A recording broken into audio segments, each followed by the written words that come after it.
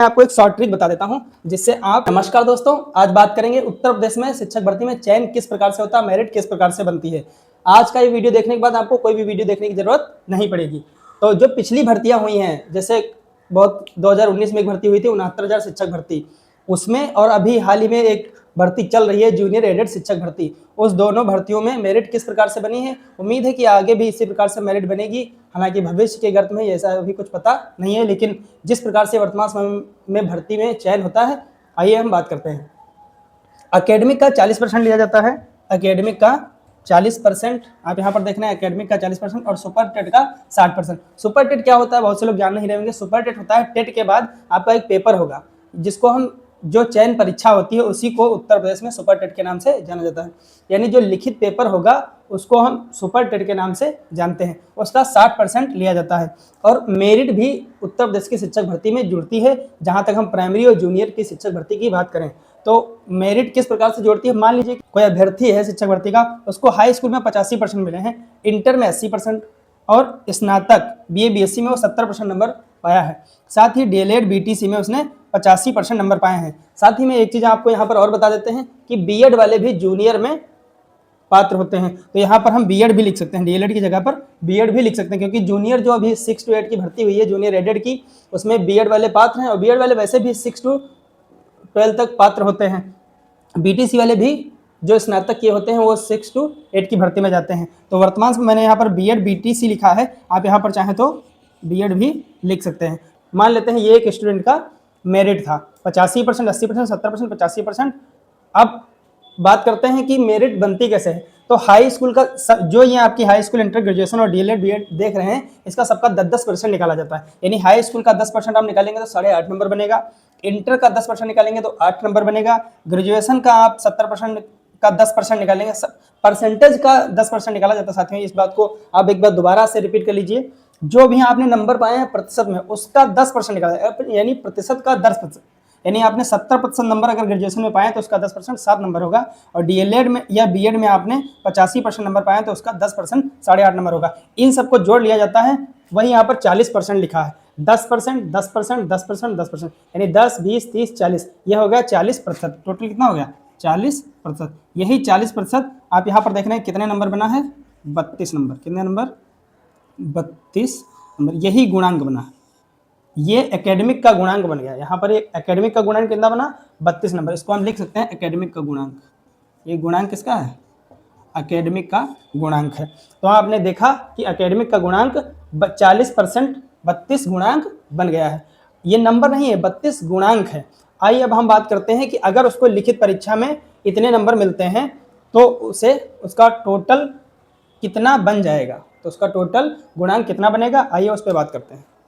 तो साथियों अब मान लेते हैं कि कोई अभ्यर्थी है जिसको सुपर टेट अर्थात लिखित परीक्षा का जो पेपर होगा, शिक्षक भर्ती चयन का परीक्षा, उसमें 105 नंबर मिले हैं। आप जानते हैं कि उत्तर प्रदेश में अभी वर्तमान समय में 150 नंबर का पेपर होता है। 150 में से उसको 105 नंबर मिले, 150 में 105 नंबर उसको मिले। तो सबसे पहले हम इसका प्रतिशत निकालेंगे कि 105 नंबर 150 का कितना प्रतिशत है। 105 नंबर 105 का कितना प्रतिशत है, तो हम यहाँ पर प्रतिशत निकालेंगे। 105 इंटू 100 अपान 150। यहाँ पर देख रहे हैं 105 गुणे 100 अपान 150। तो यहाँ पर एक जीरो से एक जीरो कट हो जाएगा, आप यहाँ पर देख रहे हैं। और 15 कम 15, 15 7 105, अर्थात इस और 10 की मल्टीप्लाई जब हम 7 से करेंगे तो 70% आएगा। कितना प्रतिशत, 70%। अर्थात 105 नंबर जो हैं वो 70% हैं। कितने प्रतिशत हैं, 70%। 105 नंबर 150 में से 70% हैं। आप जानते हैं कि यहाँ पर लिखा है कि सुपर टेट का 60% लिया जाता है। हमने एकेडमी में क्या देखा कि हाई स्कूल का 10% का 10%, प्रतिशत का 10%, इंटर के 10% का 10%, ग्रेजुएशन के 10% का 10%, और बीएड और डीएलएड के 10% का 10%। उसी प्रकार यहाँ पर भी हम 105 नंबर 150 में से मिले हैं तो 70% हुआ। कितना प्रतिशत हुआ, 70%। अब हम 70% का 60% निकालेंगे, 70% का 60% निकालेंगे तब गुणांक निकलेगा। तो आप यहाँ पर देख रहे हैं 70% का 60% निकालेंगे तो 70% का जब हम निकालेंगे 60% तो ये आ जाएगा 42। एक जीरो से एक जीरो से ये जीरो कट जाएगा, एक जीरो से ये जीरो कट जाएगा, तो यहाँ पर आ गया 42 गुणांक। अब यहाँ पर हम देखेंगे कुल गुणांक, तो कुल गुणांक 32 प्लस 42 74 गुणांक बन जाएगा। साथियों 74 गुणांक बन जाएगा। हम इसकी एक शॉर्ट ट्रिक भी आपको बता देते हैं। मान लीजिए आपने एकेडमिक पहले से ही निकाल लिया था, एकेडमिक आया था 32, एकेडमिक का गुणांक आया था 32, एकेडमिक का गुणांक आया था 32। साथियों हम आपको बताते हैं जिसका एकेडमिक कम है उसे ज़्यादा नंबर लाने पड़ेंगे। एक चीज़ हम आपको बता देते हैं, जो एक गुणांक है, एक गुणांक 2.5 नंबर के बराबर है, 2.5 नंबर के बराबर है, 2.5 नंबर के बराबर है। अर्थात जिसका एक गुणांक कम है, मान लीजिए किसी का 32 की जगह पर 31 गुणांक, 32 की जगह पर 31 गुणांक है, तो आप ये समझ लीजिए कि उसके 2.5 क्वेश्चन कम हो गए। अर्थात उसको अब 105 की जगह पे 107.5 नंबर लाने होंगे। लेकिन आप जान रहे हैं कि सुपर टेट की परीक्षा में नेगेटिव मार्किंग नहीं है, तो पॉइंट में नंबर आने के कम चांस है। तो हम आपको इस प्रकार समझाते हैं। आप देख लीजिए, अगर मान लीजिए एक गुणांक कितने हैं, 2.5 नंबर के बराबर, तो मान लीजिए उसका 32 गुणांक ना होकर 30 गुणांक है। कितना गुणांक है, 30 गुणांक है। कितना गुणांक है, 30 गुणांक। अगर 30 गुणांक है तो मैंने बताया कि एक गुणांक 2.5 नंबर के बराबर है, तो 2 गुणांक होगा, 2 गुणांक होगा बराबर 5 नंबर के। कितने, 5 नंबर का 2 गुणांक होगा 5 नंबर का। 2 गुणांक कितना होगा, 5 नंबर का। तो अर्थात कहने का मतलब ये है, अगर उसका 30 गुणांक बन रहा है तो उसे 110 नंबर लाने होंगे, तब उसका फाइनल गुणांक 74 बनेगा, तब उसका फाइनल गुणांक 74 बनेगा। समझ रहे हैं साथियों।